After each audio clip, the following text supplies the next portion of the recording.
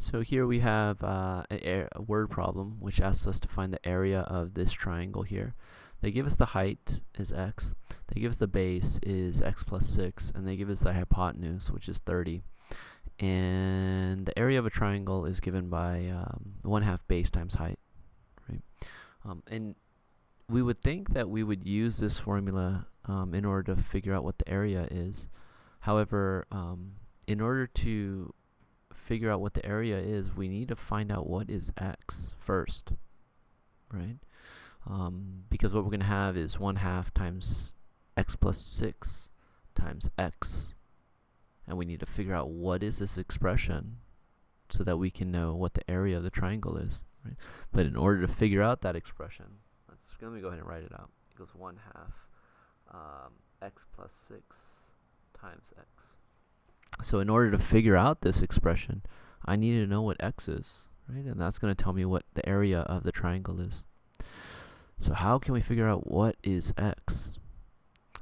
Well, further on in the book, and you might have gone over this last year, we have Pythag theorem, right? So we have Pythagorean theorem. And what does Pythag theorem tell us? Pythag for short. It tells us that if we have a triangle that is a right triangle, that the sides are related to the hypotenuse. So it is side 1, a squared, plus b squared, side 2, is equal to c squared, the hypotenuse squared. So this squared plus that squared is equal to that squared. Right? That's what Pythag theorem tells us. And so we can use this in order to figure out what x is. Then once we find what x is, we can substitute it in here and figure out what our area of the triangle is. Alright, so let's go ahead and try this out. Let's use a is going to be our first leg, so it's going to be x squared. Our b is going to be our second leg.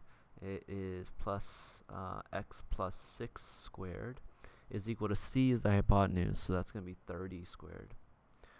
Okay, so let's go ahead and multiply this this square out. So it's going to be x squared. And then if we multiply this out, we can use the FOIL method, the times table method if we would like. So we can make a 2 by 2 box like so. And we can have x and 6 and x and 6. So this is going to be x squared. This one here is going to be 6x. This is going to be 6x, and we'll have a 36. So we're going to say plus x squared plus 12x, the 6x plus the 6x, 12x plus 36 is equal to 30 squared. So 30 squared is 900. Alright, let's go ahead and simplify. So we'll get 2x squared plus 12x plus 36 is equal to 900. And now we want to solve this by completing the square, right? So we're going to move the 36 to the other side of the equal sign. So we'll minus 36. And we'll have 2x squared plus 12x is equal to 864. Alright. And now before we get started on completing the square, we need a coefficient of a 1 in front of the x squared. And luckily, we can because b is even, right? So we can factor out a 2. So we'll factor out the 2, and we'll get x squared plus 6x is equal to 864. We could divide both sides by 2 to further simplify. And so these 2's are going to cancel out. And we'll get x squared plus 6x is equal to, oh, what is this? It's going to be 432. Okay. 2 goes into 8 4 times, goes into 6 3 times, goes into 4 2 times. 432. Okay, so now we can go ahead and check and see what do we need to add. Now we have a classic completing the square problem. We need to figure out what do we need to add to both sides of the equal sign. And so that's going to be b divided by 2 squared. Our b is 6. So it's going to be 6 divided by 2 squared. It's going to be 3 squared. So that's 9. We need to add 9 to both sides. So let's add 9 there. Let's add 9 there. And we'll get x squared plus 6x plus 9 is equal to 441. All right. So we go ahead Is the first term a perfect square? Yes, it is. Is the third term a perfect square? Yes, it is. So a is equal to x. Our b is equal to 3.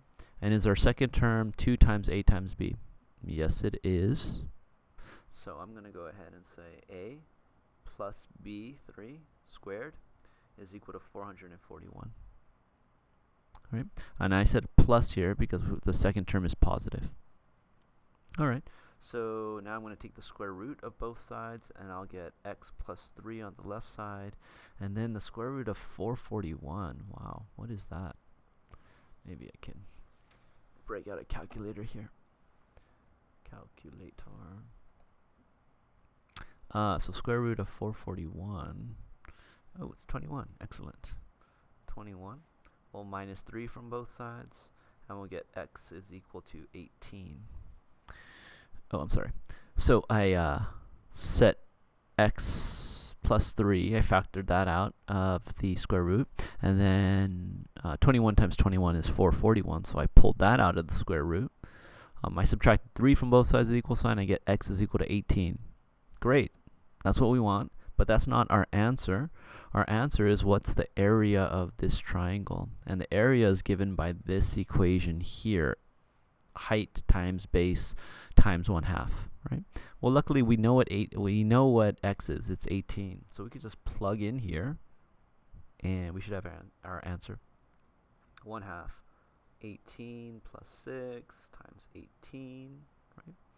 And if I go ahead and plug that into a calculator, which I'm going to do here, I have 0.5. That's 1/2 times 18 plus 6, so that is 24, times 18. That's the equation that we had on the other page. It's equal to 216. So it's going to equal to 216. And I'm going to assume that this is in feet. So I'm going to say square feet, like so. So that is my answer here. So area is equal to 216 square feet.